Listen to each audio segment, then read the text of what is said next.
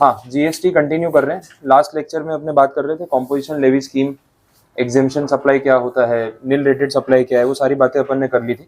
तो 10 और 11 सेक्शन हमने लास्ट में कंप्लीट किया। अब आगे ऑर्डर में अगर चलेंगे तो सेक्शन नंबर 12 है, that is regarding time of supply. लेकिन वो चैप्टर थोड़ा सा प्रैक्टिकल भी है, कैलकुलेशन वाला भी है, मैं वो पहले नहीं ले रहा हूँ। उससे पहले ना जो रिलेटेड टॉपिक्स हैं वो कवर कर लेते हैं, that is registration. Section number 22 से लेके 30 वाला ब्लॉक है रजिस्ट्रेशन के रिगार्डिंग, पेज नंबर 103। बीच के सारे टॉपिक्स जो है वो प्रैक्टिकल ओरिएंटेड है, वो भी पढ़ेंगे।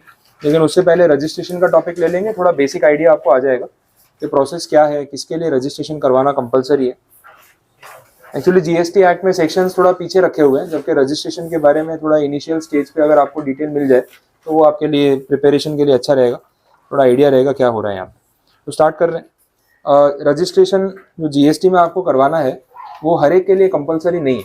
तो यहाँ पे एक एक सेक्शन में आपको सारी सिचुएशंस बताइए।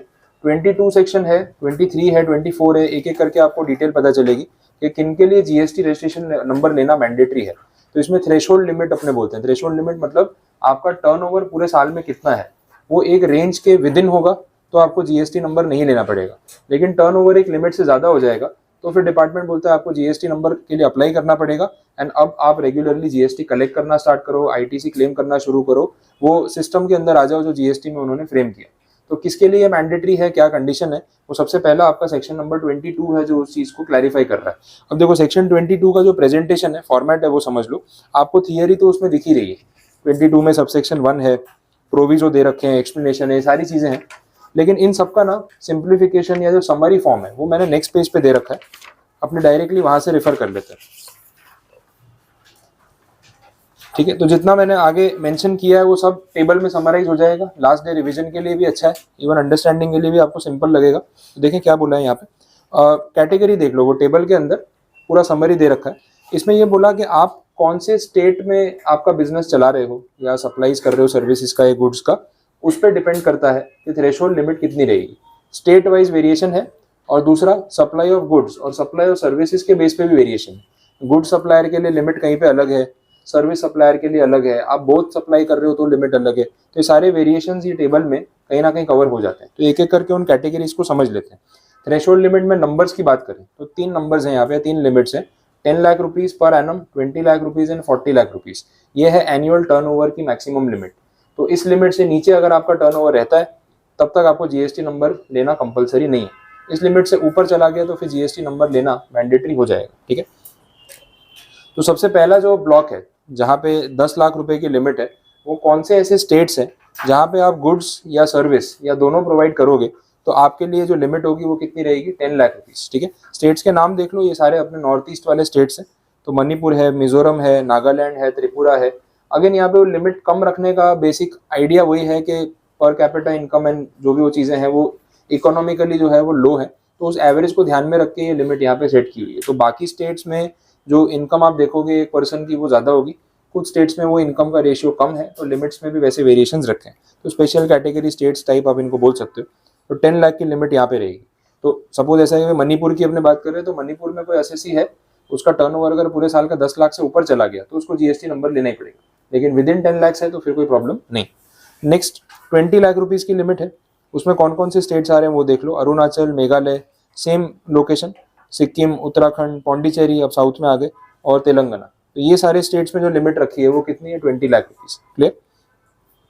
नेक्स्ट कैटेगरी देखना, states with threshold limit of ₹20 lakh for services and ₹40 lakh for goods. ये थर्ड लिमिट लेके आ गए 40 लाख रुपीज़। ये अमेंडमेंट के थ्रू ऐड की, पहले स्टार्टिंग से नहीं थी। स्टार्टिंग में से 20 लाख और 10 लाख की लिमिट थी। 40 लाख जो है वो लिमिट को रेज किया गया और ऐसा बोला कि आप इन पर्टिकुलर स्टेट्स में अगर बिलोंग कर रहे हो और आप सिर्फ गुड्स के सप्लायर हो, एक्सक्लूसिवली फॉर गुड्स, तो अगर गुड्स प्लस सर्विस है तो 20 लाख, ओनली सर्विस है तो भी 20 लाख, लेकिन ओनली गुड्स है, एक्सक्लूसिवली गुड्स है तो लिमिट कितनी हो जाएगी, 40 लाख रुपीज़। तो वो आपको एडवांटेज यहाँ पे दिया। स्टेट्स कौन कौन से हैं, तो एक तो जम्मू एंड कश्मीर बोला, एक आसाम, हिमाचल, और उसके साथ जो बाकी के स्टेट्स है, ऑल अदर स्टेट्स जो पहली 2 टेबल में कवर नहीं हो रहे। तो ये सारे स्टेट्स में लिमिट जो है एक्सक्लूसिवली गुड्स के केस में कितनी रहेगी, एनुअल टर्नओवर 40 लाख रुपीज़। उसके ऊपर जाएगा तो जीएसटी नंबर लेना पड़ेगा। तो ठीक है, तो ये कंडीशन हो गई। तो तीनों में कैटेगरीज आपको पता चल गई, 10 लाख, 20 लाख, 40 लाख में कौन कौन सा आ रहा है। क्लियर। ये थोड़ा याद रखना पड़ेगा क्योंकि एमसीक्यू पेपर है तो वो उसको आराम से यूज़ करेंगे। और कहीं ना कहीं वो मेमोरी का टेस्ट जो है ना वो एमसीक्यू पेपर में हो ही जाता है। सब्जेक्टिव पेपर है तो बात अलग है। ऑब्जेक्टिव वाले में उनके पास ऑप्शन रहता है कि ऐसे पॉइंट्स को यूज़ करें, तो टेबल में कौन सा स्टेट कौन सी कैटेगरी में आ रहा है वो आपको याद रखना पड़ेगा। ठीक है, आगे देखते हैं। तो ये लिमिट्स आपको मालूम पड़ चुकी है। इलस्ट्रेशंस एंड ऑल तो अपने बाद में सॉल्व करेंगे, अभी पहले थियरी समझ लेते हैं। आगे बढ़ रहे हैं, नेक्स्ट पॉइंट देखना, business operating from different states with same pan number. इसके ऊपर कल भी अपने बात कर रहे थे।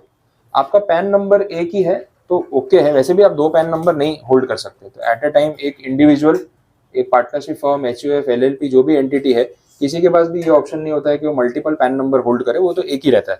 लेकिन एक पैन नंबर के बेस पे आप मल्टीपल जीएसटी नंबर होल्ड कर सकते हो, उसमें कोई ऑब्जेक्शन नहीं। जैसे कल अपने बैंक का एग्जांपल देख रहे थे, ये वही बात हो गई। ठीक है, तो अलग अलग स्टेट में आपकी ब्रांचेस हैं तो डिफरेंट जीएसटी नंबर के लिए आप अप्लाई करो। सेम पैन नंबर के बेस पे आपको डिफरेंट जीएसटी नंबर जो है वो अलॉट किया जाएगा। सीरियल नंबर है उसमें फर्क आएगा। जैसा नेक्स्ट पॉइंट, इंपॉर्टेंट पॉइंट्स में क्या बता रहे हैं। इंपॉर्टेंट पॉइंट्स में वही स्टोरी बोली है जो भी मैं आपको बोल रहा था, और वो आगे सेक्शन 25 में आने भी वाली है, तो यहाँ से अपने उसको इग्नोर भी करेंगे तो चलेगा। सब सेक्शन 2 पे चलो। Registered person under existing law to get registered under GST. Existing law का मतलब क्या होता है, जीएसटी आने से पहले जो पुराने कानून थे जो एग्जिस्ट कर रहे थे उनके लिए कॉमन टर्म यूज होता है, उसको बोलते हैं एग्जिस्टिंग लॉ।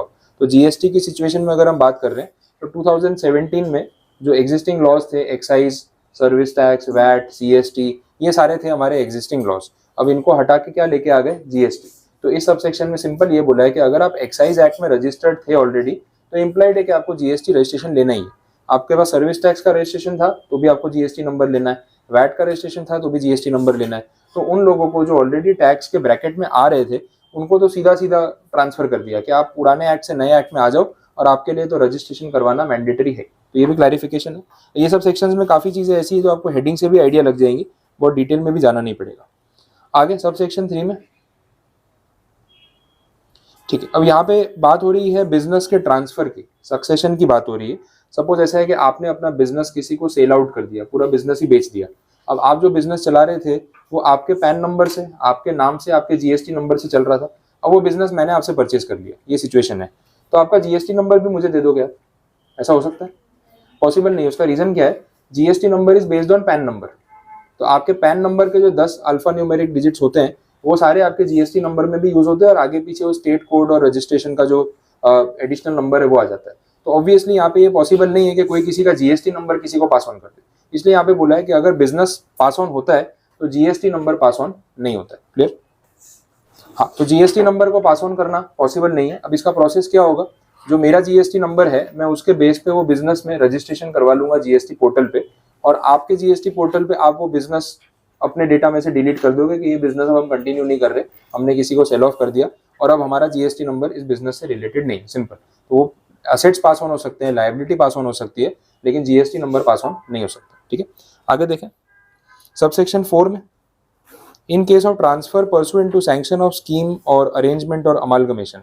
अगेन सेम बात, पिछले पॉइंट में मैंने बोला सक्सेशन, बिजनेस किसी को पास ऑन कर दिया एज अ गोइंग कंसर्न।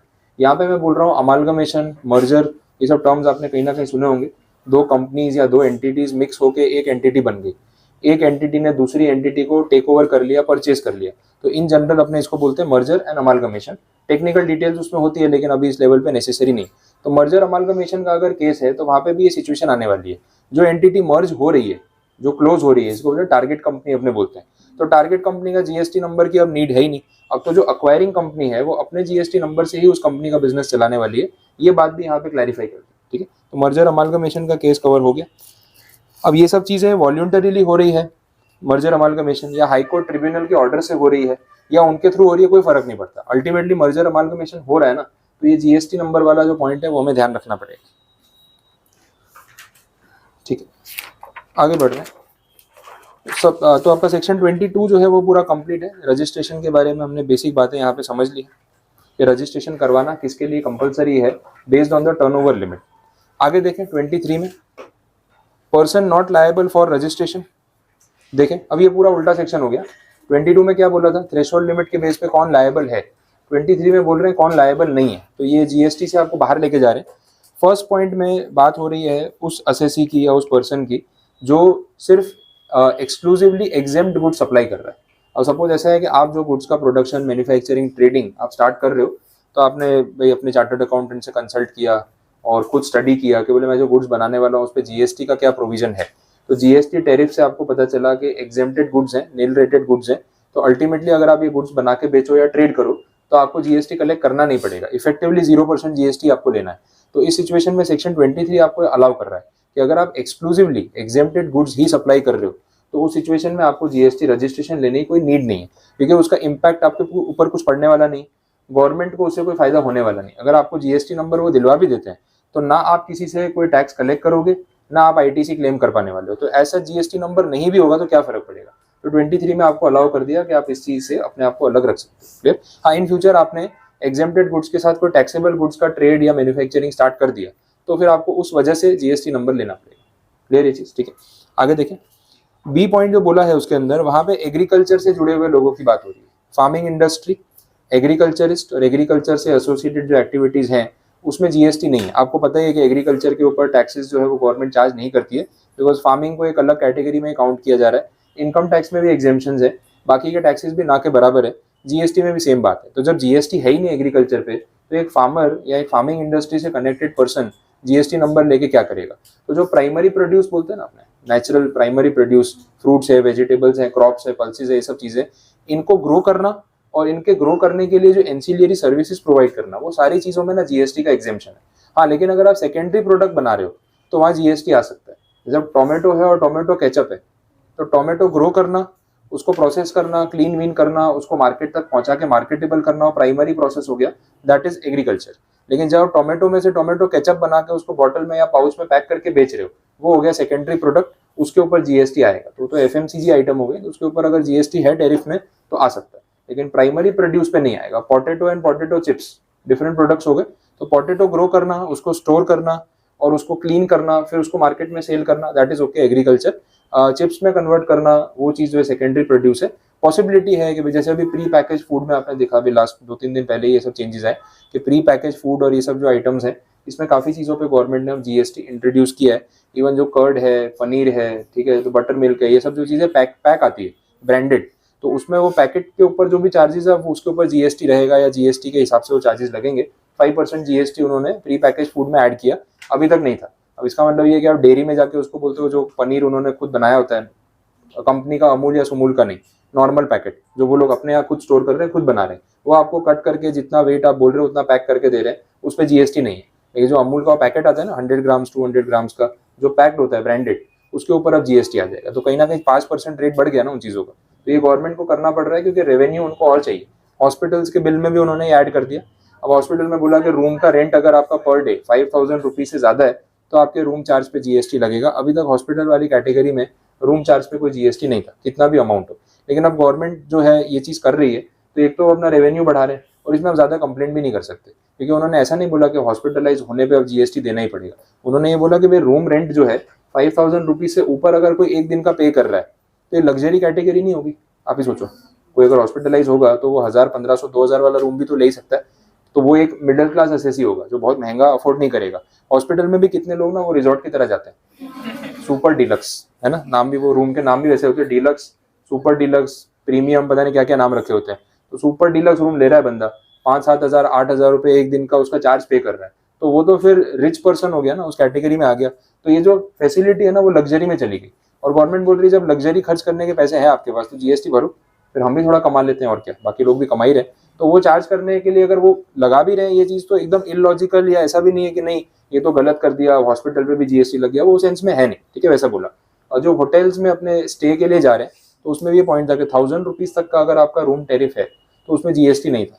1000 से ऊपर अगर रूम टैरिफ है तो ही आपको जीएसटी देना था। अब वहाँ पे वो चीज भी हटा दिया, बोले 1000 हो या उससे कम हो जीएसटी तो रहेगा। तो रूम का टैरिफ किसी भी अमाउंट का हो आपको जीएसटी जो है वो पे करना पड़ेगा। यहाँ पे उन्होंने सबको कवर कर लिया। अब ये भी ठीक है, वो तो होटल सर्विस, इमरजेंसी सर्विस तो है नहीं, हॉस्पिटल एक अलग चीज़ है, होटल अलग चीज़ है, तो जीएसटी चार्ज करना चाहे तो वो कर सकते हैं। तो ऐसे कुछ चेंजेस उन्होंने रिसेंटली अभी की।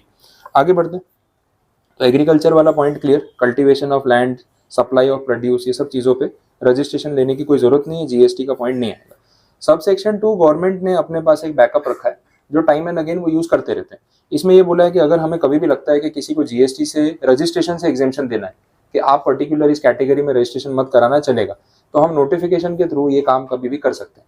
तो ऐसा कहीं लिखा तो होना चाहिए कि गवर्नमेंट के पास ये परमिशन है, काउंसिल से डिस्कस करके वो नोटिफिकेशन इशू कर सकती है। तो ये 23 सबसेक्शन 2 में ये बात लिखी हुई है कि गवर्नमेंट को कभी भी ठीक लगे तो वो नोटिफिकेशन इशू करके किसी को एग्जेम्पशन देना चाहे तो दे सकती है। तो ये पॉइंट यहाँ पे रहेगा, ठीक है। अब इसका जो एग्जेम्पशन उन्होंने दिया है वो एक नोटिफिकेशन वहाँ पे रेफरेंस में है भी, जस्ट उसके नीचे जो नोट दे रखा है ना उसमें वही बात हो रही है।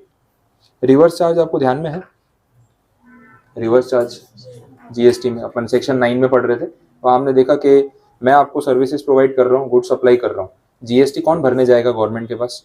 बायर, आप खुद भरने जाओगे, ये था रिवर्स चार्ज। अब इस सिचुएशन में नोटिफिकेशन में ऐसा बोला है कि जो सप्लायर है, जैसे अपने एग्जाम्पल में मैं सप्लायर हूँ, तो क्या मुझे आपसे जीएसटी कलेक्ट करना है क्या? जीएसटी सबमिट करने मैं जाऊँगा? नहीं, आप जाओगे ना। तो मेरे पास जीएसटी नंबर हो या ना हो कोई फर्क पड़ेगा? नहीं, क्योंकि मुझे तो जीएसटी कलेक्ट करना ही नहीं है। अब जब कलेक्ट नहीं करना है तो आईटीसी भी तो नहीं मिलेगा, तो मेरे ऊपर जीएसटी का कंपल्शन लगा के सरकार को मॉनेटरी बेनिफिट होने वाला नहीं। अच्छा, जीएसटी आपसे कलेक्ट करना है ना उनको, तो आपको जीएसटी नंबर लेना पड़ेगा क्या? लेना ही पड़ेगा। देखो, जीएसटी भरने अगर आपको जाना है तो डिपार्टमेंट आपको आपके नाम से, शक्ल से नहीं पहचानता है, वो आपको जीएसटी नंबर से पहचानेगा। तो कहीं ना कहीं आपको तो रजिस्ट्रेशन लेना ही पड़ेगा। तो रिवर्स चार्ज वाले में सिचुएशन जो है वो आपको दोनों एंगल से सोचनी है। सब सप्लायर जो है वो जीएसटी नहीं लेगा, चलेगा, लेकिन जो बायर है, रिसिपिएंट है, जिसको जाके जीएसटी भरना है रिवर्स चार्ज से, उसके लिए जीएसटी रजिस्ट्रेशन करवाना कंपलसरी होगा। ये बात नीचे वाले सेक्शन में लिखी है 24 में। तो 23 में हम जो यहाँ पे पढ़ रहे हैं ना वो एग्जेम्पशन के पॉइंट ऑफ व्यू से पढ़ रहे हैं। तो यहाँ बात नोट में किसकी हो रही है? सप्लायर की। अगले सेक्शन में बात किसकी होगी? बायर की, रिसिपिएंट की। तो वो पॉइंट भी आ जाएगा, ठीक है। तो नोटिफिकेशन एक एग्जाम्पल हो गया ना कि जहाँ 23 सबसेक्शन 2 में गवर्नमेंट ने अपने पास पावर रखा था, वो पावर का यूज उन्होंने जैसे ही उनको ठीक लगा उन्होंने कर लिया, तो नोटिफिकेशन है। नेक्स्ट सेक्शन 24, ये भी एक लिस्ट है, अच्छे पॉइंट्स है इसमें भी। ये बताया हुआ है कंपलसरी रजिस्ट्रेशन का प्रोसीजर है कुछ पर्टिकुलर केसेस में। तो कंपलसरी रजिस्ट्रेशन जो है वो किसको कराना पड़ेगा, देखते हैं। सबसे पहले बोला, अगर आप इंटर स्टेट टैक्सेबल सप्लाईज करते हो, इंटर स्टेट, एक स्टेट से दूसरे स्टेट में, तो सिचुएशन में आपके लिए जीएसटी नंबर लेना मैंडेटरी हो जाएगा कि कहीं ना कहीं आप पैन इंडिया बेसिस पे पूरे इंडिया में कहीं ना कहीं सप्लाईज कर रहे हो वैसा।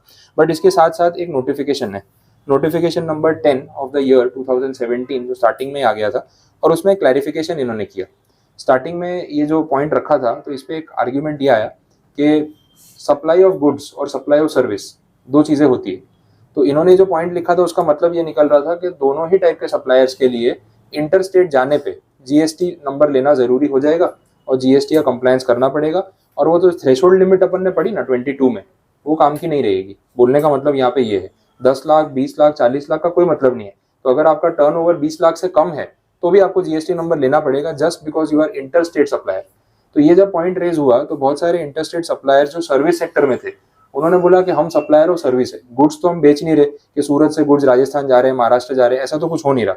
हम ऑनलाइन सर्विसेज प्रोवाइड कर रहे हैं, सॉफ्टवेयर डेवलपमेंट का काम कर रहे हैं, डेटा एंट्री कर रहे हैं, ऑनलाइन प्रोजेक्ट्स कर रहे हैं, तो वो तो सर्विस ओरिएंटेड हो गया। और फ्रीलांसर्स हैं, जो प्रोजेक्ट मिला उस पर काम कर लिया, कुछ किसी भी स्टेट से कोई भी क्लाइंट है उसका काम हमने संभाल लिया, उसके पैसे चार्ज कर लिए, तो पूरे साल का हमारा जो कलेक्शन है वो 20 लाख रुपए तक पहुंचता नहीं है। और सर्विसेज हम एज अ फ्रीलांसर दे रहे हैं, छोटी मोटी सर्विस दे रहे हैं। अब क्योंकि हम इंटर स्टेट जा रहे हैं, आप उसके लिए हमसे जीएसटी रजिस्ट्रेशन करवाने का कंपल्शन लगा रहे हो और हमें जीएसटी कलेक्ट करके फिर वो सब बिल्स इशू करना, ये वो, तो उतने लेवल पे तो बिजनेस ही नहीं। तो एटलीस्ट सर्विस प्रोवाइडर्स को इससे कुछ रिलीफ मिलना चाहिए, ये डिमांड हुई और नोटिफिकेशन में उसका सोल्यूशन उन्होंने कर दिया। अब ये पूरे नोटिफिकेशन का कंक्लूजन क्या है वो समझ लो। कंक्लूजन में ये बोला कि अगर आप सर्विस प्रोवाइडर हो, गुड्स नहीं बेचते हो, सिर्फ सर्विस प्रोवाइड करते हो इंटर स्टेट लेवल पे, और आपका जो टर्नओवर है वो 10 लाख 20 लाख की लिमिट से कम है, जो भी आपके स्टेट में एप्लीकेबल है, तो आप जीएसटी नंबर नहीं लोगे तो चलेगा। लेकिन अगर आप गुड सप्लाई करते हो तो आपका टर्नओवर कुछ भी हो, 1 लाख हो के 10 लाख हो, हमें फर्क नहीं पड़ता, inter state supply of goods is compulsorily liable for GST registration, वो इम्प्लाइड हो गया। क्लियर? तो ये 2 पॉइंट्स में भी बाइफरकेट हो चुका है। ये सारी स्टोरी उन्होंने वो बॉक्स में लिखी हुई है। एनालिसिस जो फाइनली हुआ मैंने आपको बता दिया कि क्या हो रहा है, ठीक है। तो वो कंक्लूजन ध्यान रखना, आपके लिए कंक्लूजन ही मैटर करेगा यहाँ पे। Next, casual taxable person making taxable supply, कुछ नए टर्म्स आएंगे, तो ये नया वर्ड है आपके लिए, कैजुअल टैक्सेबल पर्सन। अभी तक अपन ने इस पर बात नहीं की है। कैजुअल टैक्सेबल पर्सन कौन होता है वो समझ लो। जीएसटी नंबर की जो रिक्वायरमेंट है, जैसे मैं अगर पूरा साल बिजनेस कर रहा हूँ तो जीएसटी नंबर पूरे साल के लिए चाहिए होता है या ऐसे कुछ दिन के लिए चाहिए होता है? यूजुअली पूरे साल के लिए चाहिए होता है। लेकिन आपका जो रेगुलर बिजनेस है उसमें जो गुड्स ट्रेडिंग ये वो जो भी होता है वो एग्जेम्प्टेड कैटेगरी में है, तो ऐसा आप जीएसटी नंबर लेने के लिए लायबल नहीं हो। लेकिन आप है ना पूरे साल में कभी कुछ पर्टिकुलर डे पे कोई इवेंट कर रहे हो, वो इवेंट है ना बिजनेस एग्जीबिशन हो सकता है, कोई ट्रेड फेयर हो सकता है, अच्छा कोई कॉन्सर्ट या ऐसा कुछ आपका इवेंट का कुछ काम वैसा आप कुछ प्लान कर रहे हो जो 1 डे इवेंट है या फ्यू डेज का इवेंट है, but that event is subject to GST. तो आपका जो थ्रू आउट द ईयर में जो बिजनेस चल रहा है ना उसमें जीएसटी नहीं है, लेकिन ये जो आप इवेंट्स और एग्जीबिशंस कर रहे हो वहाँ जीएसटी है। तो अब इस एग्जीबिशन और इवेंट के चक्कर में आपको पूरा साल जीएसटी नंबर लेके रखना पड़ेगा परमानेंटली, और पूरे साल में हर महीने रिटर्न भरने पड़ेंगे। तो अकाउंटिंग और चार्टर्ड अकाउंटेंट्स का रिटर्न फाइलिंग का चार्ज आप एवरी ईयर पे कर रहे हो, जिसमें आपको काम हार्डली 2-4 दिन का होगा पूरे साल में। तो जीएसटी डिपार्टमेंट ने बोला इसका हम सॉल्यूशन कर देते हैं, आप इतना कंप्लायंस अननेसेसरी बेयर करो, नीड नहीं। आपको ना टेम्पररीली अगर जीएसटी नंबर चाहिए तो भी हम देने को तैयार है। टेम्पररी मतलब जब तक यूज करना है करो, बाद में वापस सरेंडर कर दो। तो इस सिचुएशन में जो लोग टेम्पररी जीएसटी नंबर ले रहे हैं उनको हम बोलते हैं कैजुअल टैक्सेबल पर्सन, ये कैटेगरी हो गई, ठीक है। तो यहाँ जीएसटी नंबर पूरा साल मेंटेन करने की जरूरत नहीं है, पूरे साल के कंप्लायंसेस आपको फेस नहीं करने पड़ेंगे। शॉर्ट टर्म के लिए जीएसटी नंबर लो, आपका जो ट्रांजैक्शन है, इवेंट है, वो खत्म हो जाए, जीएसटी सबमिट करा दो और जीएसटी नंबर सरेंडर कर दो, काम खत्म हो गया। टेम्पररी यूज कर सकते हो।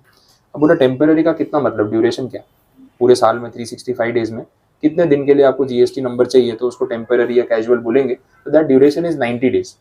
90 डेज तक अगर आप जीएसटी नंबर सिर्फ रखना चाहते हो पूरे साल में, फिर सरेंडर कर देना, फिर काम ही नहीं है, तो आप कैजुअल टैक्सेबल पर्सन में आ सकते हो। अच्छा, ये 90 डेज में ना वो सफिशिएंट कॉज होने पे टाइम एक्सटेंशन भी देते हैं, 90 + 90 180 तक चला जाता है। ये आगे कंडीशंस लिखी हुई आएगी तो मैं आपको हाईलाइट करा दूंगा, अभी आप सिर्फ वो पॉइंट ध्यान रखोगे तो भी चलेगा।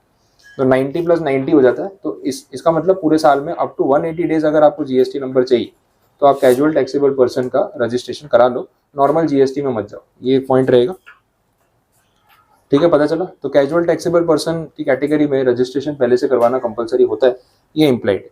और भी कंडीशंस है, फिर वो आगे उस आंसर में देखेंगे। आगे बढ़ रहे हैं, देखो आ गया, person who are required to pay tax under reverse charge. ये कौन है, सप्लायर है कि बायर है? बायर हुआ ना, रिक्वायर्ड टू पे आप होते हो ना, रिक्वायर्ड टू पे खुद जाके भरोगे। तो यहाँ पे बायर की बात हो रही है, तो देखो बायर के लिए जीएसटी नंबर कंपलसरी कर दिया। फिर 9 सबसेक्शन 5 आ गया, person who are required to pay tax under section 9 subsection 5। 9 subsection 5 की बात पीछे हो रही थी, वो ई कॉमर्स ऑपरेटर्स, अमेजोन वाला जो मैं आपको एग्जांपल दे रहा था, तो उसके लिए पॉइंट रखा हुआ है। तो ऑब्वियसली वहाँ जीएसटी नंबर सेलर का और अमेजोन वाले का दोनों का होना चाहिए। अपने एज अ बायर नहीं रखेंगे तो चलेगा, उससे फर्क नहीं पड़ता। Next category, non resident taxable person, NRTP. ये भी एक नई कैटेगरी हो गई आपके लिए। देखो नाम से पता चल रहा है, non resident but taxable person. अब इसमें यूजुअली कौन आता है, एग्जाम्पल्स में अपने ओटीटी प्लेटफॉर्म का एग्जाम्पल आप ले लो, नेटफ्लिक्स का एग्जाम्पल ले लो, गूगल प्ले स्टोर, आईफोन का आपका एप्पल का ऐप स्टोर, वो सब का एग्जाम्पल ले लो। ये जितनी भी सर्विसेज ऑनलाइन बेस पे, ओटीटी बेस पे प्रोवाइड की जा रही है, ये सब कंपनीज इंडिया की तो नहीं, काफ़ी सारी कंपनीज मोस्टली इंडिया के बाहर की है। अब वो कंपनीज ने इंडिया में अपना ऑफिस सेटअप किया हो, अपना बिजनेस सेटअप किया हो, ये भी नेसेसरी नहीं। इंडिया के बाहर से भी वो ऑनलाइन बिजनेस तो ऑपरेट कर ही सकते हैं। अब नेटफ्लिक्स पे अगर आप सब्सक्रिप्शन बाई कर रहे हो तो सब्सक्रिप्शन के ऊपर जीएसटी आएगा या नहीं आएगा? टैक्सेबल सर्विस है, टैक्सेबल सर्विस है। बट इसमें हुआ ये, नेटफ्लिक्स बोला भाई हम तो यूएस की कंपनी है, हम तो ऑनलाइन सर्विस दे रहे हैं, सर्वर भी हमारा यूएस में है, इंडिया में हमारा कोई सेटअप नहीं है, तो हम इंडियन यूजर से जीएसटी कलेक्ट करके पे कैसे करें? आप गवर्नमेंट को उन्होंने बोला एक काम करो, इंडियन यूजर पे ना रिवर्स चार्ज लगा दो, कि हम तो इंडिया में है नहीं, हम तो यूएस में, लेकिन बायर या यूजर तो इंडिया में है ना, तो नेटफ्लिक्स का सब्सक्रिप्शन बाई करेगा ना, तो उसको बोलना कि आके जीएसटी आपको डायरेक्ट सबमिट कर दे। आपको क्या लगता है एज एन इंडियन कंज्यूमर क्या करोगे आप? पे करने जाओगे? और फिर जो रिवर्स चार्ज में पे करेगा उसको तो जीएसटी नंबर भी लेना पड़ेगा। यहाँ लोग नेटफ्लिक्स के कनेक्शन के पैसे पूरे नहीं देते, ये वो पब्लिक है, और आप उनसे एक्सपेक्ट कर रहे हो कि वो जीएसटी भरेंगे और वो भी खुद सबमिट करवाने जाएंगे और उसके लिए वो जीएसटी रजिस्ट्रेशन नंबर भी लेंगे। पॉसिबल है क्या? नहीं। तो नेटफ्लिक्स वाला वैसे ही परेशान है अपने से कि भाई एक यूजर सब्सक्राइब करता है और 10 लोग देख रहे होते हैं। आज तक समझ में नहीं आ रहा है कितने लोग एक्चुअली में एक सब्सक्रिप्शन को यूज कर रहे हो, मालूम ही नहीं पड़ता। अब ये ऐप्स वाले बेचारे थक हार के उन्होंने शुरू किया कि हम सिस्टम को चेंज करते हैं, पासवर्ड शेयरिंग है, डिवाइस की लिमिट है। अब सब ओटीटी प्लेटफॉर्म वालों ने वो डिवाइस में लिमिट कर दिए। हॉटस्टार आप यूज करोगे, Z5 यूज करोगे, अमेजोन यूज करोगे, तो आप मल्टीपल डिवाइसेस पे एक साथ अगर प्ले कर रहे हो ना कंटेंट, तो फिर वो रिस्ट्रिक्शन आ जाता है कि भाई ऑलरेडी कहीं पे लॉगिन है, या तो आप लॉग आउट करो या फिर आप यूज मत करो, तो कोई एक ही यूज कर सकता है। स्टार्टिंग में पता है ऐसे कोई रिस्ट्रिक्शंस नहीं थे, तो ऐसा नहीं कि उनका टेक्नोलॉजी नहीं थी, उनको पता था आप यही करने वाले हो, बट आपको आदत डालने के लिए ये चीज़ वो कर रहे थे। अब नेटफ्लिक्स अमेजोन वाले ना बेचारे यूएस से आए, तो यूएस में जो वहाँ का मार्केट है, यूजर्स हैं, ठीक है, लोग हैं, वो लोग क्या है यूजुअली पैसा देते हैं। मतलब वहाँ का एक ट्रेंड, मैंने खुद उस दिन अमेजोन के फाउंडर का, जेफ बेजोस का इंटरव्यू सुना, नेटफ्लिक्स के फाउंडर है, उनका भी इंटरव्यू सुनना, दोनों ने सेम बात बोली।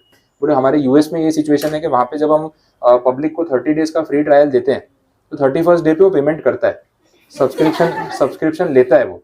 तो क्या होता है ना, फ्री ट्रायल से उसको जो हम एक ऑफर कर रहे हैं कि सर्विसेज कैसी है, that is just a demo, तो डेमो के बाद पैसे देगा वो, उसको भी पता है कि नहीं ये कोई लाइफ टाइम फ्री नहीं है। इंडिया में ये उल्टा हो रहा है, बोले ये फ्री देना हमको भारी पड़ गया, क्योंकि एक बार फ्री दिया ना पब्लिक को आदत पड़ गई है, बोले अभी तक फ्री में देख रहे थे अब पैसे क्यों देंगे, बोले तो साइकोलॉजी का डिफरेंस तो रहने वाला है ऑब्वियसली। तो वो जो बायर बिहेवियर है ना इंडिया में पूरा अलग है। अब वो बेचारे इतने परेशान है कि अब पब्लिक फ्री का ही ढूंढ रही है। अमेजोन में भी यही होता है, हमने खुद भी अमेजोन का सब्सक्रिप्शन लिया तो 3-4 लोगों ने डिवाइड कर लिया था कि भाई 1000 रुपये का प्राइम का सब्सक्रिप्शन है, 4-5 लोग उसको बांट लेंगे। लेकिन फिर बाद में जब वो बढ़ता गया ना, लोगों में डिवाइड होता गया, तो हर एक फ्रेंड एक दूसरे को पासवर्ड दे रहा है, मेरे फ्रेंड ने उसके फ्रेंड को दे दिया, उसने आगे पास ऑन कर दिया, सब बोल रहे हैं आगे किसी को मत देना। वो पूरा ऐसे चेन बन गया। ईयर एंड में जब सब्सक्रिप्शन खत्म हुआ ना, तो मैंने वो डिवाइसेस की लिस्ट देखी ऐप के अंदर, कितने डिवाइसेस मेरे आईडी से कनेक्टेड है, 87 डिवाइसेस कनेक्टेड। मैं खुद चक्कर खा गया, मतलब 87 डिवाइसेस। हम 4 लोगों ने पैसे बांटे थे, 250 रुपये पर हेड, 999 का पैकेज था, तो मैंने 250 रुपये दिए और जैसे 4 लोगों ने हमने बांट लिया, तो हम तो 4 लोग समझ के यूज कर रहे हैं। अब हम चारों में से सबने एक एक दो को ऐसे आईडी बांटे होंगे, वो बढ़ते गए फ्री वाला, तो इतने लोग यूज कर रहे हैं कि पता ही नहीं, लास्ट में देखा 87 devices are connected with this email ID, और सब लोग यूज कर रहे हैं। तब वो डिवाइसेस में लिमिट नहीं आती थी कि भाई, उसमें क्या होता है 10 से 12 यूजर्स अगर एट ए टाइम देख रहे हैं ना, तब तक भी अमेजोन वाला कुछ नहीं बोलता था, बोले चलने दो। लेकिन उससे ज्यादा होता था ना, तो फिर रिस्ट्रिक्शन आता था। तो उतने लिमिट में क्या काफी लोग देख ही लेते थे। अब सोचो 1000 रुपये में, जहाँ पे वो एक कस्टमर से 1000 रुपये एक्सपेक्ट कर रहा है कि पर कस्टमर में 1000 रुपीज पूरे साल का कमाऊंगा, और पर कस्टमर कितना कमाया उसने, हार्डली 10-12 रुपए। समझ में आ रहा है? तो कैसे प्रॉफिट कमाएगा? तो बेचारा इंडिया में आके बोल रहा है, बोले इंडिया में प्रॉफिट कमाना हमको सबसे ज्यादा टफ पड़ रहा है। बोले हमने सोचा था इतना बड़ा मार्केट है, इतनी पॉपुलेशन है, इतने यूजर है, यूएस के कंपैरिजन में अपनी पॉपुलेशन 4 टाइम्स है, तो वहां का बिजनेसमैन क्या सोचता होगा, 4 गुना पैसे, 1/4 निकालने भारी पड़ रहे हैं उसको। ठीक है, वो हो रहा है, पैसा उतना ही कमा रहा है लेकिन यूजर 4 गुना है, वैसी बात हो गई। तो उस वजह से उनको भी वो लॉसेस फेस करने पड़ रहे। तो अब वो क्या है ना, थक हार के स्ट्रिक्ट हो गए, बोले बहुत मार्केटिंग हो गई, अब और फ्री में सब्सक्रिप्शन नहीं बांटेंगे, अब डिवाइसेस की भी लिमिट लगा देंगे, पासवर्ड शेयरिंग पे भी चार्ज लगा देंगे। तो वो टेक्नोलॉजी का ना वैसे यूज कर रहे हैं, जिससे अब वो स्ट्रिक्ट हो जाएंगे कि भाई देखना है देखो, नेटफ्लिक्स नहीं देखना है मत देखो। फ्री में आपको हम कंटेंट बांटने के लिए नहीं बैठे। नेटफ्लिक्स के तो अभी मार्केट में यूएस में बहुत स्टॉक भी डाउन हुआ। नेटफ्लिक्स के ओनर ने बोला कि कंटेंट क्रिएट करने के लिए पैसे नहीं हमारे पास। बोले जो हम शोज बना रहे हैं नेटफ्लिक्स पे, तो उसका पैसा तो लग रहा है ना प्रोडक्शन का, वो प्रोडक्शन का पैसा एक तरीके से तो आपके सब्सक्रिप्शन से ही आएगा। अब लोग सब्सक्रिप्शन कम लेंगे और शेयरिंग करेंगे पासवर्ड का, तो बोले हमारा रेवेन्यू कितना डाउन हो रहा है। तो बोले वो बजट ही नहीं है, अब वो फंड्स नहीं आ रहे ना, तो हम अच्छी सीरीज बनाने के लिए प्रोडक्शन के ऊपर खर्चा नहीं कर पा रहे, तो लोग पैसा नहीं देंगे, तो भाई प्रोडक्शन नहीं होगा, प्रोडक्शन नहीं होगा, आपको कंटेंट देखने को नहीं मिलेगा, तो पूरा चेन रुक जाएगा। और अच्छा कंटेंट नहीं होगा तो आप पैसा क्यों दोगे? तो कहीं ना कहीं वो एक साइकिल है, वो साइकिल के अंदर सारे घूम रहे हैं। तो वो साइकिल जो है वो पैसों से ही चल रहा है, पैसा बंद होगा आना तो उनका प्रोडक्शन भी रुकने वाला है। लॉकडाउन में तो उन्होंने इतनी सीरीज बना बना के सारी लॉन्च कर दी, लेकिन अब फंड्स ही नहीं आ रहे उनके पास, तो अब वो स्लो डाउन हो गए कि जब तक पैसा नहीं आएगा ना, तब तक आगे प्रोडक्शन नहीं करेंगे। ये कंटेंट क्रिएशन में भी उनको प्रॉब्लम आ रहा है, आइडियाज हैं, एग्जीक्यूशन के लिए पैसे नहीं, ऐसा हो रहा है। क्लियर? चलो देखते हैं आगे। तो ये एनआरटीपी जो है ना, गवर्नमेंट ने इनको बोला कि देखो इंडिया में आपको बिजनेस करना है, तो ये आपकी रिस्पॉन्सिबिलिटी है कि आप यहाँ पे अपना एजेंट सेटअप करो, ऑफिस सेटअप करो, इंडियन कंज्यूमर से आप जीएसटी कलेक्ट करो, हमें सबमिट करो। कंज्यूमर तो नहीं करने वाला, हम उसके ऊपर ये बर्डन डाल भी नहीं सकते, इससे आप ही का नुकसान है क्योंकि आपको कोई रिस्पॉन्स मिलेगा नहीं। तो नॉन रेसिडेंट टैक्सेबल पर्सन वो कैटेगरी है जो है नॉन रेसिडेंट, लेकिन इंडिया में वो टैक्सेबल होगा, वो जीएसटी रजिस्ट्रेशन नंबर भी लेगा इस कैटेगरी में, आपसे जीएसटी कलेक्ट भी करेगा और गवर्नमेंट को सबमिट भी करेगा। तो शॉर्ट में अपने एनआरटीपी इसको बोल सकते हैं, non resident taxable person. Okay, चलो आगे बढ़े। नेक्स्ट इसके बाद सेक्शन 51 की बात हो रही है। ये अभी आपके लिए काम का नहीं है, टीडीएस का पॉइंट है, आप सिर्फ नंबर और टीडीएस याद रख लो, टैक्स डिडक्टेड एट सोर्स, क्योंकि उसकी पूरी स्कीम है जो अभी मैं नहीं समझा रहा हूँ, आगे सेक्शन पे जाएंगे तब बात कर लेंगे, क्योंकि आपके लेवल पे डिटेल में है नहीं। नेक्स्ट कैटेगरी में person who make taxable supply of goods और सर्विस और both on behalf of other taxable person whether as an agent और अदरवाइज। सिंपल एंट्री है, प्रिंसिपल एजेंट की बात हो रही है। अगर आप किसी और के बिहाफ पे एज एन एजेंट काम कर रहे हो तो आपको भी जीएसटी रजिस्ट्रेशन कराना पड़ेगा। और हम आगे सेक्शन 7 में बात कर रहे थे, principal to agent, agent to principal, scope of supply, that is a supply, तो उस पर जीएसटी आ सकता है। तो अगर जीएसटी आएगा तो दोनों के पास जीएसटी नंबर तो होना चाहिए ना, तभी इनवॉइस रेज करेंगे, तभी आईटीसी क्लेम करेंगे, तो इसलिए ये एंट्री यहाँ पे रखिए। बेसिक प्रिंसिपल और एजेंट की बात होगी। Next category ISD, input service distributor, ये आप नोट कर लो, सेक्शन नंबर 20। ये मैं आपको जो पीछे अपने टॉपिक स्किप किए ना उसमें मैं पढ़ाने वाला हूँ, ISD, इनपुट सर्विस डिस्ट्रीब्यूटर, बहुत इंटरेस्टिंग टॉपिक है, मजा आएगा उसको पढ़ने में। नेक्स्ट कुछ एंट्रीज में ना रिपीटेशन है, ये 9 सब सेक्शन 5 और सेक्शन 52 वाली जो भी एंट्रीज हैं ये और कुछ नहीं है, ये सब ई-कॉमर्स वाली है, तो अपने बात कर चुके हैं, रिपीट है, आप उसको जाने दो। सेकेंड लास्ट पॉइंट देखना, 11th point, every person supplying online information, database access, retrieval services from a place outside India. तो ये online information, database access, retrieval services में आपके OTT प्लेटफॉर्म भी आ जाते हैं, ऑनलाइन गेमिंग प्लेटफॉर्म जहाँ पे आप एक्चुअली में पैसा पे कर रहे हो वो भी आ जाते हैं, ये सब कवर हो जाएगा। जैसे ई बुक्स और ये सब आप परचेज करते हो ना, ठीक है, आप मोबाइल ऐप में भी तो पढ़ सकते हो, वो फिजिकल बुक्स बाई करने की जरूरत नहीं ना, प्ले स्टोर पे आपको किंडल और ये सब पे ई बुक्स मिल जाती है, आप उसका पेमेंट करके आप रीड कर सकते हो आपके फ़ोन में या डिवाइस में, तो वो बेनिफिट भी आपको मिल रहा है। ये सारी जो भी चार्जेबल सर्विसेज हैं ये सब ऑनलाइन इन्फॉर्मेशन और डेटाबेस एक्सेस में आती है। क्लाउड स्टोरेज सर्विसेज भी इस कैटेगरी में कवर हो सकती है, जहाँ पे आप ऑनलाइन डेटा स्टोर कर रहे हो किसी और के सर्वर पे और आप उसके लिए उसको पर GB चार्जेस पे कर रहे हो, जैसे गूगल ड्राइव पे है या फिर बाकी और सर्विसेज और कंपनीज आपको iCloud प्रोवाइड कर रहे हैं क्लाउड सर्विसेज, तो ये उसकी बात हो रही है, ये सब यहाँ पे कवर होते हैं। और लास्ट पॉइंट गवर्नमेंट ने ओपन एंडेड रखा है, बोले देखो हमने इतनी बड़ी लिस्ट बनाई है, बहुत सोच के बनाई है, फिर भी अगर कोई किसी को हम भूल गए इसमें कवर करना और बाद में याद आया तो क्या करेंगे, तो उसके लिए पॉइंट रखा हुआ है, नोटिफाई कर देंगे ना, तो वैसे किसी को बुरा नहीं लगे, नोटिफिकेशन निकाल के ऐड कर लेंगे, तो कोई भी और क्लास ऑफ पर्सन या कुछ भी होगा इसमें कवर करना हो तो ओपन एंडेड रहेगा, ऐसे पॉइंट्स तो उनको रखने ही पड़ते हैं, ठीक है। तो 24 आपका पूरा यहाँ पे कंप्लीट, तो यहाँ तक पूरा क्लियर हुआ, 22, 23, 24, कोई कंफ्यूजन इसमें, ठीक है।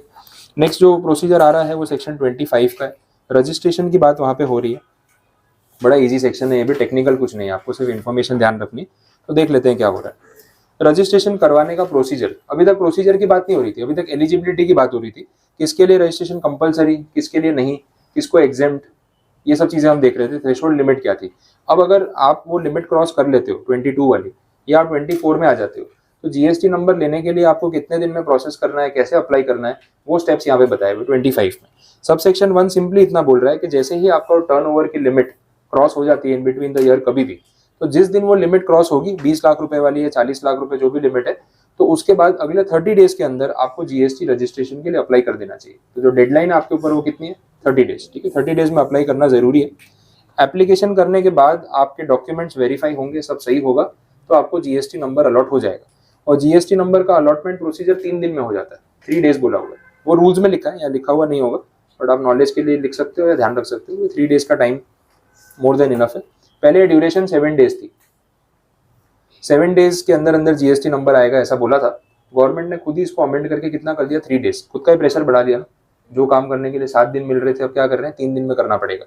ऐसा क्यों रखा है, बिकॉज इंटरनेशनल लेवल पे ये सब चीजें देखी जाती है, जो अपने बोलते हैं ईज ऑफ डूइंग बिजनेस।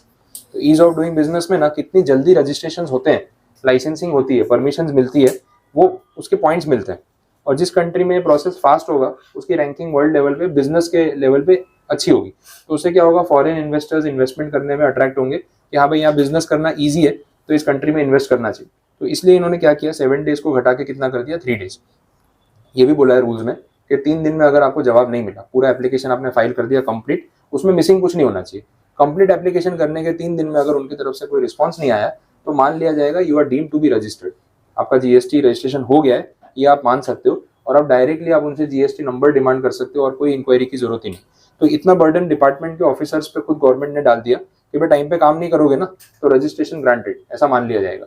तो इससे ऑफिसर्स भी अपने आप ठीक से प्रोसेस करेंगे। नो डाउट सारा प्रोसेसिंग ऑनलाइन है, लेकिन कहीं ना कहीं ह्यूमन इंटरवेंशन तो नेसेसरी है, तो प्रोसेस को स्लो नहीं करना, ये आइडिया, और ये अच्छी बात है। गवर्नमेंट अगर खुद पे इतना प्रेशर ले रही है टेक्निकल काम करने का, रजिस्ट्रेशन का, तो ये बहुत रेयर होता है, और अब ये कर रहे हैं तो समझ में आ रहा है कि इंटरनेशनल लेवल पे हम कहीं ना कहीं ग्रो करने की कोशिश कर रहे हैं, तो वो अच्छा एक डिसीजन है। अच्छा, 30 डेज के अंदर आपने रजिस्ट्रेशन करवा लिया, अब इसमें टेक्निकल पॉइंट समझना, जैसे कोई डेट वाइज अपने एग्जांपल ले लेते हैं, आप कोई भी डेट अज्यूम कर लो कि जैसे आपका जो थ्रेशोल्ड लिमिट है, टर्नओवर की जो लिमिट है, वो 1 जुलाई को क्रॉस हो गई। अब 1 जुलाई को क्रॉस हो गई तो आपके लिए डेडलाइन क्या है, विद इन नेक्स्ट 30 डेज, मतलब by 31 July you have to apply for GST registration. आपने सपोज उसके पहले अप्लाई कर लिया और 3 दिन में आपका GST नंबर आ गया, तो इफेक्टिवली आप GST में रजिस्टर्ड किस दिन से हुए, जिस दिन सर्टिफिकेट आया उस दिन से या कोई और डेट से, वो यहाँ पे क्लैरिफाई करना है। तो सेक्शन ये बोल रहा है आपका GST रजिस्ट्रेशन इफेक्टिवली उस डेट से माना जाएगा जिस दिन आपका टर्नओवर क्रॉस हुआ था, 1 जुलाई। समझ आया, ये कुछ नया पॉइंट है। 1 जुलाई को आपका टर्नओवर क्रॉस हुआ सपोज आपने 10 जुलाई को एप्लीकेशन कर दिया, हो गया ना, विद इन 30 डेज, आपका रजिस्ट्रेशन 15 तारीख तक हो भी गया होगा। तो 15 जुलाई को जब सर्टिफिकेट आया जीएसटी का, तो वो रजिस्ट्रेशन नंबर इफेक्टिवली एप्लीकेबल या वैलिड कब से माना जाएगा? 1 जुलाई से, क्योंकि आपने टाइम पे जीएसटी के लिए अप्लाई कर दिया है। तो रजिस्ट्रेशन उस दिन से वैलिड होगा जिस दिन एक्चुअली में आप लायबल हुए थे या एलिजिबल हुए थे फॉर जीएसटी रजिस्ट्रेशन। तो वो डेट थी आपकी 1 जुलाई। तो आपको इसको एग्जाम्पल लिखना है तो आप नोट कर लो। ठीक है, डेट्स में यहाँ पे मेंशन कर देता हूँ। तो थ्रेशोल्ड लिमिट आपकी क्रॉस हुई, दैट इज ऑन 1 जुलाई। उसके बाद आप रजिस्ट्रेशन करवाने गए 10 जुलाई को, और रजिस्ट्रेशन, अब इसे 3 डेज बोला है तो 3 डेज ले लेते हैं, 13 कर देता हूँ। तो 13 जुलाई को आपका रजिस्ट्रेशन कंप्लीट हो गया, रजिस्ट्रेशन नंबर ग्रांट हो गया। तो भले इस दिन आपको रजिस्ट्रेशन नंबर मिला, लेकिन वो इफेक्टिव कब से होगा? इस डेट से, जिस दिन आपकी जो लिमिट क्रॉस हुई थी ना, थ्रेशोल्ड लिमिट, उसकी बात हो रही है। और ये है आपकी डेट ऑफ एप्लीकेशन। ये एमसीक्यू में पूछने वाला पॉइंट है। ऐसे ही कुछ एग्जाम्पल बना के दे देंगे, तो फिर आपको बताना होगा कि रजिस्ट्रेशन इफेक्टिवली कब से वैलिड है, तो वो इस डेट से वैलिड है। क्लियर? पता चला? ये नोट कर लो इसको, फिर देखते हैं आगे। ठीक है, डन। अच्छा, इसमें दूसरी सिचुएशन भी साथ में कवर कर लेते हैं। लिमिट जो क्रॉस हुई है उसकी डेट वही रखते हैं 1 जुलाई, लेकिन आप जब एप्लीकेशन करने गए, वो डेट को मैं चेंज कर रहा हूँ एंड इसको कर देते हैं 10 अगस्त। इन शॉर्ट डिले हो गया ना, आपके लिए जो डेडलाइन थी वो +30 डेज की थी, +30 डेज करके 31 जुलाई आता। आप रजिस्ट्रेशन के लिए गए 10 अगस्त को, तो इसका मतलब आपने टाइमली रजिस्ट्रेशन नहीं किया। अब रजिस्ट्रेशन के लिए जाने के बाद जो सर्टिफिकेट आपका जनरेट हुआ वो 12 अगस्त को हुआ। तो इस सिचुएशन में जो इफेक्टिव डेट ऑफ रजिस्ट्रेशन है वो यही मानी जाएगी, 12 अगस्त। ये दूसरा वेरिएशन हो गया। ठीक है, समझ आया? क्योंकि लेट हो गए ना, तो फिर जिस दिन सर्टिफिकेट आएगा उसी दिन से आप रजिस्टर्ड माने जाओगे। टाइम पे चले जाते तो रजिस्ट्रेशन यहाँ से वैलिड माना जाता है। अब इसका इम्पैक्ट क्या होगा? लेट रजिस्ट्रेशन के चार्जेस, पेनल्टी होती है, वो आपको पे करनी पड़ेगी। तो वो एक डिसएडवांटेज है, वो भी ध्यान रखना है। और यहाँ पे ऐसा कोई डिसएडवांटेज या पेनल्टी नहीं है, लेकिन यहाँ पे एक थोड़ा टेक्निकल पंगा है। वो टेक्निकल पंगा क्या है वो समझो। रजिस्ट्रेशन किस दिन हुआ? 13 जुलाई को। अब इतने दिन आपने कुछ बिजनेस किया होगा या दुकान बंद करके बैठे होगे? किया होगा ना।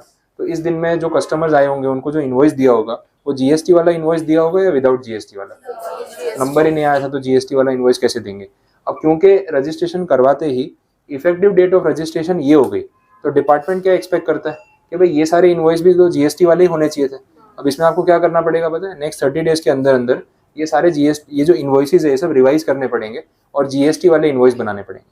और जिन कस्टमर्स को आपने सेल किया है, या तो उनसे आपको जीएसटी और अलग से लेना पड़ेगा, या फिर जितना भी आपने चार्ज किया है उसी में से ना वो जीएसटी का डिवीजन करके गवर्नमेंट को पे करना पड़ेगा।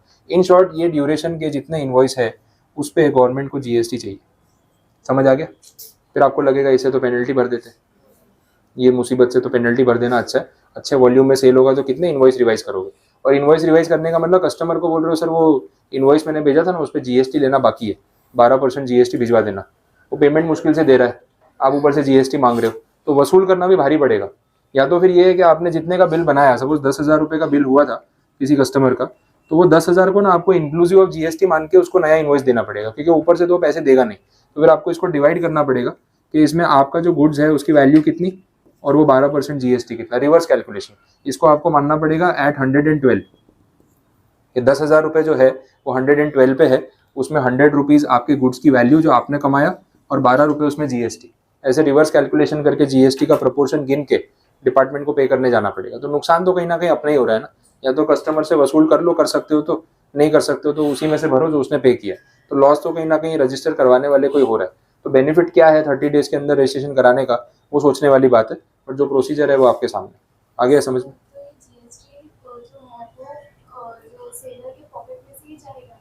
हाँ, अगर कस्टमर उसको और ऊपर से वो पे नहीं करता है तो उसकी पॉकेट से जाएगा। तो वो तो मैं वही तो बोल रहा हूँ, लॉस हो गया ना।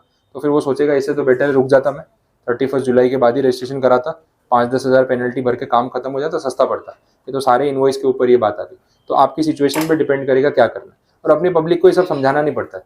आप प्रोविजन बताओ, फिर क्या करना है वो हम अपने आप देख लेंगे। तो वो दिमाग तो है। तो कितने लोग जानबूझ के ऐसा करते हैं? बोले स्मार्ट वर्क करो ना, क्या बनना है? मतलब ओबीडियंट बन के क्या दिखाना है डिपार्टमेंट को कि हम बड़े ऐसे रूल फॉलो करने वाले लोग हैं? क्या फर्क पड़ रहा है हमको, नहीं करते जाओ, कितनी पेनल्टी, 5,000 10,000 दे देंगे, ये झमेला नहीं करना है। तो आप अपने बिजनेस के हिसाब से ऐसे डिसीजन ले सकते हो कि वॉल्यूंटरीली हम पेनल्टी भरेंगे, जानबूझ के रजिस्ट्रेशन नहीं कराएंगे। ऐसा दिमाग आप लगा सकते हो, उसमें कोई रिस्ट्रिक्शन नहीं, गवर्नमेंट को उसमें कोई ऑब्जेक्शन नहीं। ठीक है, कंप्लीट ये पता चला रजिस्ट्रेशन वाला प्रोसीजर। तो आपका सब सेक्शन 1 में जो बेसिक बातें थी वो मैंने बताई, और उसमें एक प्रोविजो ऐड किया उन्होंने जिसमें कोई नई बात नहीं बोली है। प्रोविजो आपको दिख रहा है वहाँ पे, सेज एरिया वाला पॉइंट दिखेगा, स्पेशल इकोनॉमिक जोन। उसमें सिंपली ये बोला है कि अगर आपकी एक ब्रांच SEZ एरिया में है और एक डोमेस्टिक टेरिफ एरिया मतलब नॉर्मल जोन में है, तो आपको दोनों का रजिस्ट्रेशन सेपरेट लेना पड़ेगा। ये तो इम्प्लाइड था, क्योंकि SEZ एरिया को अपने इंडिया के बाहर मानते हैं, तो सेपरेट GST नंबर तो लेना ही पड़ेगा ना, उसका कोई चॉइस नहीं है। तो कुछ नया नहीं बोला अमेंडमेंट करके भी। अब इसमें काफ़ी बातें मैं आपको बता चुका हूँ एटलीस्ट ये सेक्शन में, तो वो सिर्फ रिलेट करा देता हूँ कि अपने बात कर चुके हैं। 25 सब सेक्शन 2 में मैंने आपको बोला था कि एक पर्टिकुलर स्टेट में आपकी जितनी भी ब्रांचेस हो, आप सिंगल GST नंबर पे काम कर सकते हो। तो वही यहाँ पे भी हो रहा है, सेम चीज़ बोलिए। तो सूरत में, बड़ौदा में, अहमदाबाद में अगर आपकी ब्रांचेस हैं तो सेपरेट GST नंबर लेना अलाउड है, लेकिन कंपलसरी नहीं है, ऑप्शनल है, आपकी मर्जी। सिंगल GST नंबर यूज करना है करो, क्योंकि विद इन द स्टेट है, तो दैट इज ओके, ठीक है।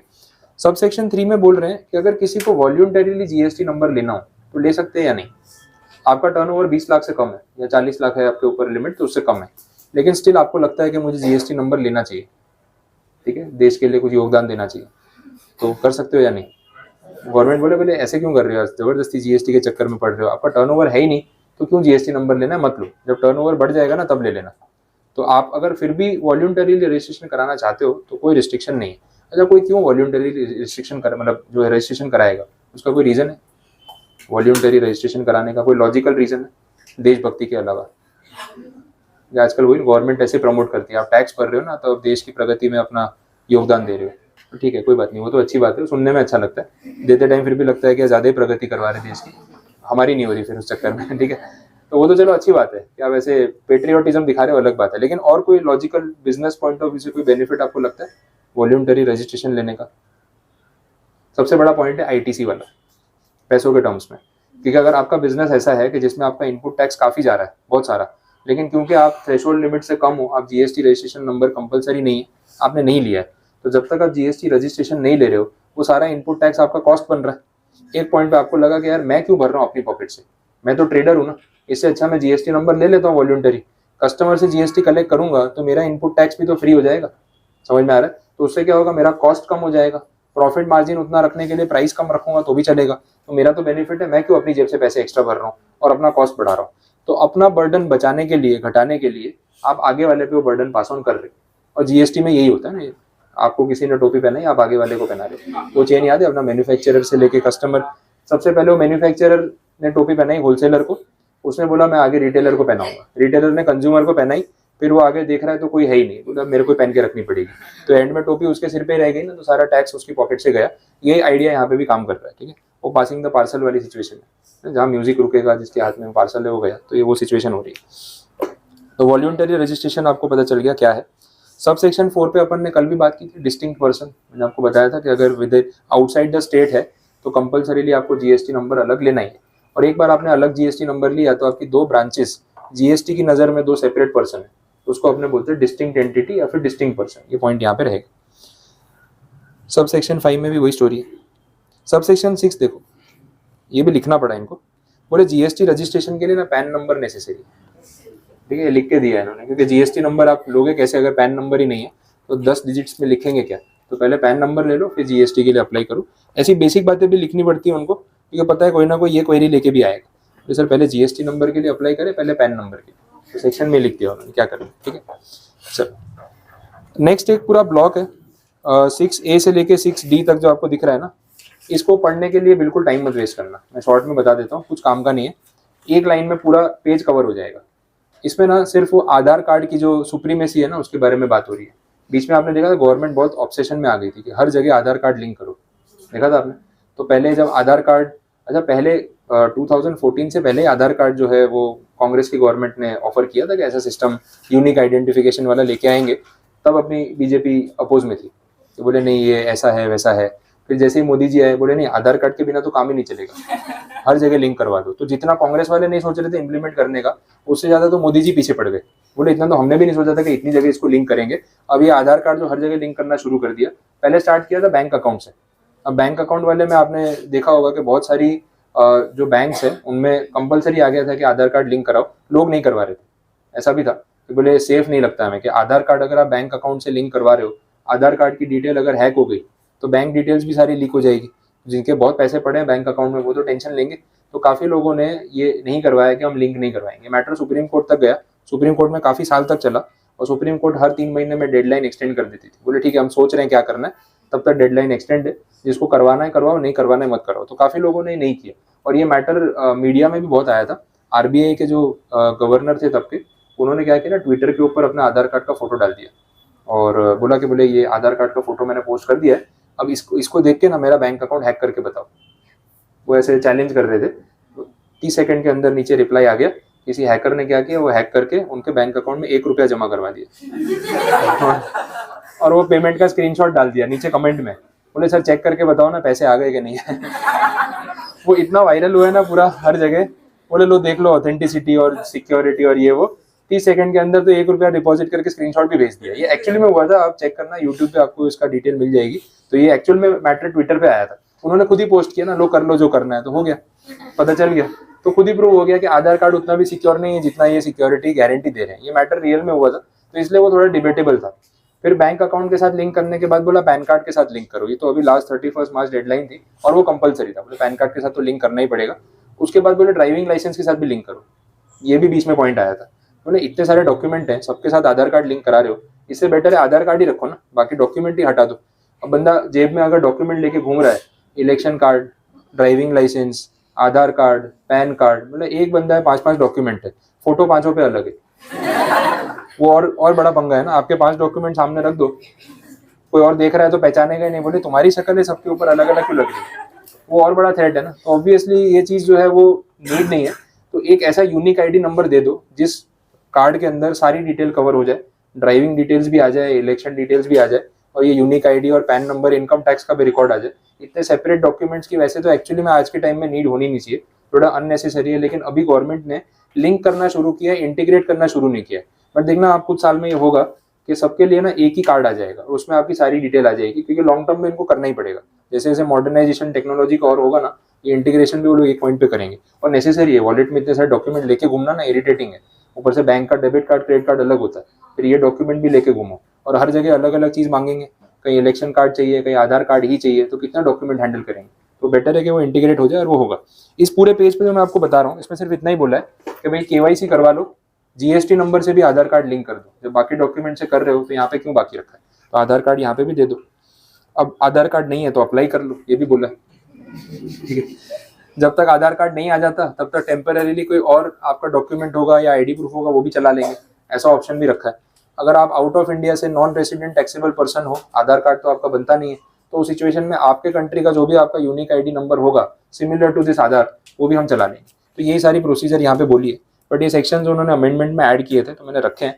एग्जाम पॉइंट ऑफ व्यू से इससे ज़्यादा कोई लॉजिक इसमें है। तो आप एक बार जब आज पहली बार चैप्टर पढ़ोगे तो रीड आउट कर लेना, सेकंड टाइम मत पढ़ना, फिर कभी मत पढ़ना इसको, ठीक है। क्लियर होने के बाद भी मत पढ़ना, पढ़ना ही मत, ठीक है। तो ऐसे भी क्यों पढ़ोगे, क्लियर नहीं भी हो तो भी मत पढ़ना, ठीक। चलो आगे बढ़ रहे सेक्शन एंड कर लेते हैं ये वाला। सब सेक्शन 7 क्या बोल रहा है, registration to non resident taxable person may be granted on the basis of other prescribe document. ये जस्ट मैंने आपको बोला, ठीक है, वही पॉइंट है, इससे ज़्यादा स्टोरी उसमें है भी नहीं। सब सेक्शन 8 में registration by proper officer in case of failure of person to get registered. ये सिचुएशन और अलग है, थोड़ा यूनिक केस और इंटरेस्टिंग है। इसमें ऐसा है कि एक होते हैं वो लोग जो जीएसटी नंबर लेने के बाद जीएसटी की चोरी करने की कोशिश करते हैं, कैश में सेल करेंगे, बिल नहीं देंगे, कम जीएसटी कलेक्ट करेंगे, कम पेमेंट करेंगे, तो वो तो चलो ठीक है। एक जो होते हैं ना उससे भी वो लेजेंड लेवल पे होते हैं, बोले हम जीएसटी नंबर ही नहीं लेंगे, रजिस्ट्रेशन करवाएंगे तो ये सब झमेला होगा, तो पता चलेगा ना किसी को कि मैं कुछ कमा भी रहा हूँ, जीएसटी नंबर ही नहीं लूंगा तो डिपार्टमेंट क्या कर लेगा। तो ये आइडिया जो लोग लगाते हैं उनके लिए सबसेक्शन आया। अगर डिपार्टमेंट को डाउट है कि आप आइडियली जितना बिजनेस कर रहे हो तो आपको जीएसटी नंबर लेना चाहिए, लेकिन आपने जीएसटी नंबर नहीं लिया हुआ है, तो वो ये चीज़ का क्रॉस वेरिफिकेशन करके कंपलसरी आपके अगेंस्ट इंक्वायरी करके आपको जीएसटी नंबर अलॉट कर सकते हैं। उसमें जो नॉमिनल चार्जेस जो रजिस्ट्रेशन के होते हैं वो तो आपको देने ही है, लेकिन जो आपने रजिस्ट्रेशन नहीं कराया उसकी जो पेनल्टी है वो अलग से लगेगी। तो ऐसा नहीं है कि भाई ये होम डिलीवरी सर्विस है, घर पे आके आपका जीएसटी नंबर करके जाएंगे प्रोसेस, लेकिन उसके लिए फिर पेनल्टी आपको फेस करनी पड़ेगी। और डिपार्टमेंट ऐसी चीज़ें करता है ट्रेस करने के लिए कि आप एक्चुअली में जीएसटी में रजिस्टर्ड हो या नहीं, तो आपके टर्नओवर के बेसिस पे एक आइडिया लगा के इन्वेस्टिगेशन भी कर सकते हैं, आपकी प्रीमाइसिस पे आके डॉक्यूमेंट्स भी वेरीफाई कर सकते हैं, ये सब पावर्स भी उनके पास रहते हैं। मैंने पिछले बैच में बताया था, एक केस बड़ा इंटरेस्टिंग था, मुझे वही ध्यान में, तो वही एग्जाम्पल आपको भी दे रहा हूँ। दिल्ली का एक केस था, तो दिल्ली में वहाँ पे एक वो जो स्वीट्स की शॉप होती है, समोसे कचौरी ये सब जो अपने यहाँ फरसान की शॉप होती है, तो समोसे कचौरी वाला वहाँ का बड़ा फेमस था और इतनी लाइन लगती थी उसके, वहाँ के वेटिंग, जब भी जाओगे वेटिंग ही मिलेगा आपको, इतने लोग खाने आ रहे हैं। अब जीएसटी डिपार्टमेंट वालों ने वेरीफाई किया होगा, तो बोले पता चला इसके पास जीएसटी नंबर नहीं है, इसकी शॉप जीएसटी में रजिस्टर्ड नहीं है। बोले इसका काम देख के लग तो नहीं रहा है कि जीएसटी में रजिस्टर्ड नहीं होना चाहिए, क्योंकि जितनी भीड़ लग रही है इसके वहाँ, जितना इसका सेल हो रहा है, गारंटीड ये टर्नओवर लिमिट से ऊपर है। तो जीएसटी ऑफिसर्स ने क्या किया ना, उसकी शॉप के आजू बाजू घूम रहे थे, एक हफ्ते तक पूरा वॉच रखा, लाइन में भी खड़े रहे, समोसे खाए भी, दुकान के सामने बैठ के देखते रहे कि पूरे दिन में कितना सेल हो रहा है, कितने कस्टमर आ रहे हैं, एक एस्टिमेट लगा लिया। तो उनको लगा कि गारंटी 20 लाख से तो ऊपर इसका सेल है पूरे साल का, तो आइडियली उस हिसाब से इसको जीएसटी नंबर लेना चाहिए। जब उसके रिकॉर्ड्स जाके वेरीफाई किए और फिर ये सब वेरिफिकेशन करके वो रेड करने गए, तब डॉक्यूमेंट से पता चला कम से कम 90 लाख रुपए से ऊपर का सेल है और जीएसटी नंबर लिया ही नहीं। सोचो, समोसे कचौरी बेच रहा है और 90 लाख रुपए से ऊपर सेल, इतना तो ऑन पेपर पता चला। कितनी चीजें तो कैश में भी होती है ना, खाने पीने में हर चीज का कहाँ इनवॉइसिंग होता है, तो ऑब्वियसली उससे ज्यादा ही होगा। वो खुद बेचारे शौक रह गए। अच्छा, उनको लगा जो दुकान दिख रही है वही है, मालूम पड़ा पीछे गली में 4 दुकान और है उसके। तो जो 2 शॉप काउंटर दिख रहे थे ना, उतना ही सोच के गए, तो मालूम पड़ा कि ये सब मिठाइयाँ पीछे दूसरी शॉप से बनती है, तो 4 शॉप और ले रखी है, बिजनेस सारा प्रोडक्शन वहां पे हो रहा है, ये तो खाली सेलिंग काउंटर है। तो ये सब तो उनको भी नहीं पता था कि इतना बिजनेस फैला हुआ है। तो जितना टर्नओवर उनका है, उससे मतलब जितना थ्रेशोल्ड लिमिट है उससे ज्यादा अगर आपका टर्नओवर है, आप जीएसटी नंबर नहीं लोगे तो क्या होगा, ये सब सेक्शन में फिर कंपलसरी रजिस्ट्रेशन आपके ऊपर अप्लाई किया जाएगा। ठीक है, नेक्स्ट पॉइंट, सब सेक्शन 9 ये बोला है grant of unique identity number. ये भी शॉर्ट में स्टोरी बता देता हूँ। आपने सुना होगा फॉरेन एम्बेसीज, ये सब के बारे में कुछ आइडिया है? तो इंडिया में यूएस की एम्बेसी, फ्रांस की एम्बेसी, होता है जर्मन एम्बेसी, मतलब उस कंट्री का एक ऑफिस यहाँ पे है और वहाँ के ऑफिसर्स यहाँ पे अपॉइंटेड है, जो डिप्लोमेट्स या फिर एम्बेसी के जो ऑफिसर्स होते हैं वो। इंडियन एम्बेसीज भी पूरे वर्ल्ड में अलग अलग कंट्रीज में है। ये डिप्लोमेटिक रिलेशंस को शो करने का एक सिंबल है कि अगर आपका किसी कंट्री में एम्बेसी ऑफिस है, दैट मीन्स आपकी गवर्नमेंट उस कंट्री के साथ फॉर्मल रिलेशंस और डिप्लोमेटिक रिलेशंस मेंटेन करने में इंटरेस्टेड है, इसलिए वो ये वहाँ पे सेटअप कर रहे हैं, ये उसको शो करता है। अब वो जो फॉरेन डिप्लोमेट्स, एम्बेसी के ऑफिसर्स जो यहाँ पे रह रहे हैं इंडिया में, गवर्नमेंट एक्चुअली में उनसे जीएसटी चार्ज करना नहीं चाहती, क्योंकि वो इंडिया के है नहीं, उस कंट्री से आए हुए हैं और वो गवर्नमेंट डेप्यूटेशन पे आए, कुछ साल रहेंगे फिर वापस चले जाएंगे। बट अगर वो दुकान में सामान खरीदने जाएंगे तो दुकान वाला तो जीएसटी उनसे कलेक्ट करेगा ही, वो थोड़ी ना एग्जेम्पशन दे सकता है उनको। तो इसमें रिफंड का प्रोसीजर रखा है कि भाई बोला कि आप एम्बेसी के ऑफिसर्स हो, आप जो भी परचेस कर रहे हो पर्सनल कंजम्पशन के लिए भी, इंडिया में आप जितना भी जीएसटी दे रहे हो ना कोई भी पर्पज के लिए, वो सारा जीएसटी आपको रिफंड हो जाएगा। तो उसके लिए आपको क्या करना है, रिफंड एप्लीकेशन रेगुलर इंटरवल्स पे, क्वार्टरली बेसिस पे, हाफ ईयरली बेसिस पे करते रहना पड़ेगा। बट बोले रिफंड एप्लीकेशन करोगे तो आपके पास भी तो कोई जीएसटी नंबर होना चाहिए, तो वो जीएसटी नंबर नहीं, उसको बोलेंगे यूनिक आइडेंटिफिकेशन नंबर, जो स्पेशली इन लोगों को दिया जाता है। इसके बेस पे वो एप्लीकेशन करके, रिफंड एप्लीकेशन करके अपना जीएसटी वापस ले सकते हैं। तो बस इतना आइडिया है। 25 सबसेक्शन 9 में यही बोला है। 10 उसी से कनेक्टेड है। आइडेंटिफिकेशन नंबर आपको ग्रांट होगा या रिजेक्ट होगा तो डॉक्यूमेंट्स के वेरिफिकेशन पे पता चलेगा। फिर बोला रजिस्ट्रेशन सर्टिफिकेट जो है वो प्रिस्क्राइब फॉर्मेट में इशू होगा, ठीक है, उसमें भी कोई प्रॉब्लम नहीं। और लास्ट पॉइंट में मैंने आपको बोला डीम टू बी ग्रांटेड, वो 3 दिन वाला नहीं पॉइंट बताया, 3 दिन में अगर कोई जवाब नहीं आया तो मान लिया जाएगा कि आपका रजिस्ट्रेशन हो गया है। ये वही पॉइंट है सबसेक्शन 12, ठीक है, पता चल गया यहाँ तक। तो ये पूरा प्रोसीजर कंप्लीट है। बाकी के सेक्शंस हैं इसमें, लेकिन वो कल कंटिन्यू करेंगे, 30 तक जाएंगे तो कल पैकअप हो जाएगा।